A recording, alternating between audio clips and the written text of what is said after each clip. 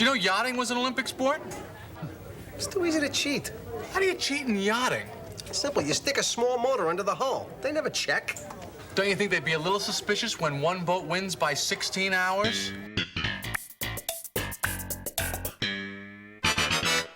NBC had the Olympics, and Warren Littlefield wanted to sort of take advantage of the Olympics as a kind of platform for the show. And Larry was just not really in the mood to do that.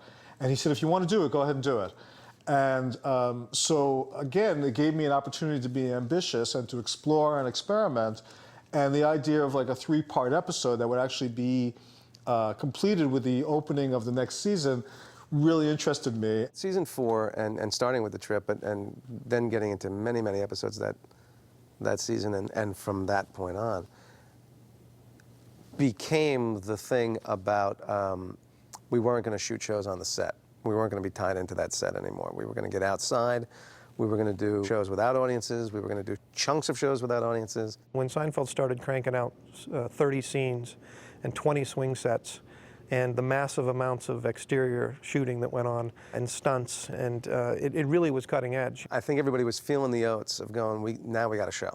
Now we got a show, let's really bust it up a little bit. In the trip episode where we were in Los Angeles, we could actually take a car out onto a Los Angeles street and shoot a scene rather than faking it in the studio. And that was a lot of fun. It was like really making a little movie. The trip was fun because the show, the characters went to LA and they were certainly, you know, affected by the LA atmosphere, and that is different from their little small life. They went into like this, it was kind of a bigger canvas. That was a very busy show.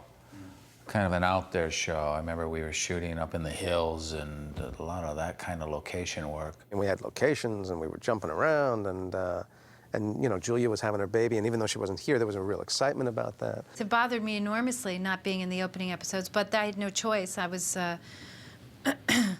swollen at home with a new baby, so, but yeah, that totally bothered me, and I wanted to be a part of the program and the party.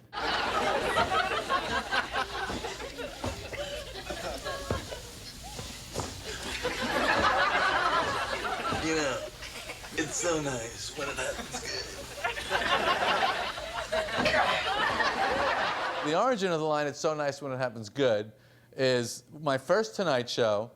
When I came off stage, I had a good show, and it was a very nervous, you know, tension-packed event in the life of a comedian.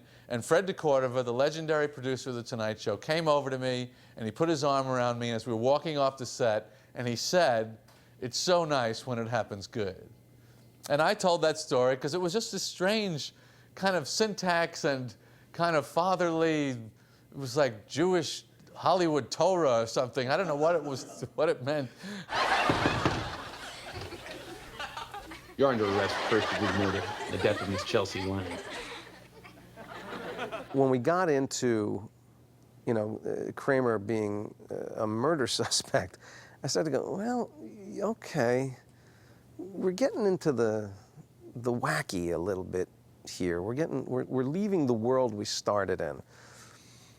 And I noted it at the beginning of season 4 without much concern, but it was a note. It became a concern for me as we moved on. But at that point, that was my only note of it, was that most people aren't friends with someone who's accused of murder. You know, we may be reinventing ourselves here. I don't know. I always liked when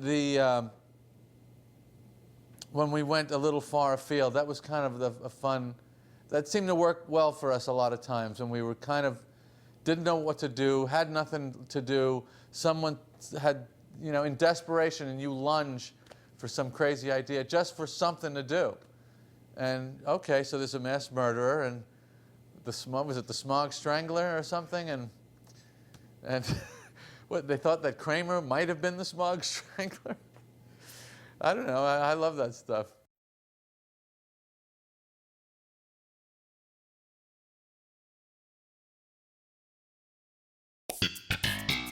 Jerry and I had been through this experience together of developing this pilot and all that, and Jerry was playing himself on the show. So it's conceivable that the Jerry on our show could be asked by NBC to do a pilot. When it was presented that season 4 was going to have an arc, and that the arc was going to be the creation of the Jerry Show, I thought we had taken a step in the wrong direction. Knew it would be funny. I knew it would be funny, but I did think, okay, we're on a high. It wasn't a high horse because we weren't quite yet the mega hit, but it was very self-congratulatory in a way, and again, not in this world of stuff that everybody could relate to. Until we started doing it, and then the minute Bob Balaban showed up, I went, I'm wrong. There's so many things that I thought about the series, and I said categorically, you can't do that. It's just wrong. I was wrong. In each and every case, I was just wrong. What have you two come up with? Well, we've thought about this in a variety of ways, but the basic idea is I would play myself. Go ahead. I think I can sum up the show for you with one word. Nothing. Nothing? Nothing. What does that mean? The show is about nothing. In that 4th season, we were to meet Russell Dalrymple, and he was the president of NBC, and that was played by actually a good friend of mine, Bob Balaban, who just seemed to delight in playing the persnickety and kind of silent but deadly officious little network guy. I never thought I resembled Warren, except for the fact that he's fairly quiet, he's kind of low-key. He has bright red hair, I don't, so I didn't really have to be like him. And I did see him around on the set, and it was kind of funny. I later on played Warren Littlefield on an HBO movie called The Late Shift, in which we really did try to look like our characters somewhat. George Shapiro had called me and said that, they're considering having you play you, meaning me. And fortunately, cooler heads prevailed, and they needed an actor, and they got an actor by the name of Kevin Page. And in rehearsal, was playing the part of the NBC executive as a very pushy, sort of aggressive person. And Larry David allegedly went up to him and said, no, don't play it pushy. You have to say these lines as if you truly believe everything you're saying, like the NBC executive we really work with.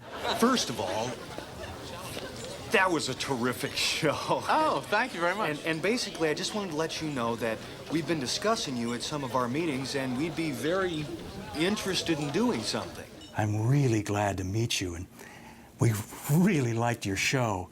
And I remember Michael Richards hitting me on the back and just laughing off camera as we're watching this run-through. And I then had a picture taken with Kevin Page, both of us pointing at each other. And about a week later, I was in New York at Saturday Night Live, and a couple of the people on Saturday Night Live, knowing full well that that wasn't in fact me in the Seinfeld episode, they said to me, "You were very good last night, very good, very funny." One of my favorite characters on the show ended up being Heidi Swedberg, Susan, and we were NBC executives together, and then, much to my surprise, it's so funny, I had no idea that the seeds of romance were blooming between her and Jason. I mean, who would know? Heidi appears in one of the episodes where we're pitching to NBC, and then I had the line after I had clearly blown it in the office, and Jerry's, just reaming me out.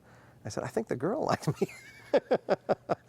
And that became the impetus for the great relationship of George's Live. I kind of overheard that Susan was going to be a character who would recur, and I had misunderstood because I thought they had said that she was going to be Kramer's girlfriend. So in the first few episodes I did, there's the episode where I meet Jerry and George, and I'm like, hi, and then I go over to Jerry's house and I meet Kramer. And in the first episode I did, I went, hi. You remember Susan from NBC? Of course, how are you? Fine, good to see you. This is Kramer. Hello. I see. Kramer, are you drinking that milk?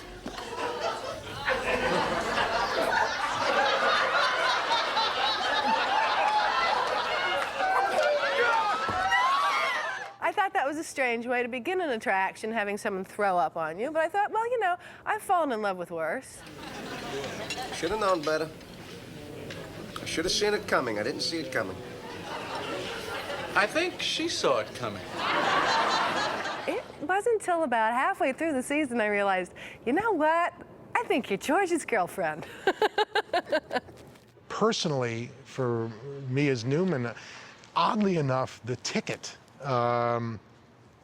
for some reason, is one of my episodes that I like the most. That Michael and I were sitting on this bench outside the courtroom, having a quiet plotting session, which I'd never seen in any other episode, and the courtroom stuff carried out in Inherit the Wind fashion was one of my best times. Your Honor. That's enough, Mr. Your Honor, Mr. Kramer is obviously very distraught. I'm distraught. Shut up!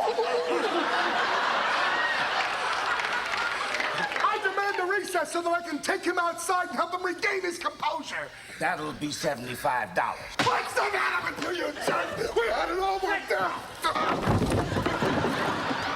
I'm very much aware of what team comedy is about. I have a great respect for Laurel and Hardy and for Abbott and Costello and the Ritz brothers and the Marx brothers, and I know what goes into team comedy and the give and take and the wonderful timing and when it works, God, it's such a ride. And Newman, you know, Wayne Knight and I, we had great rides together.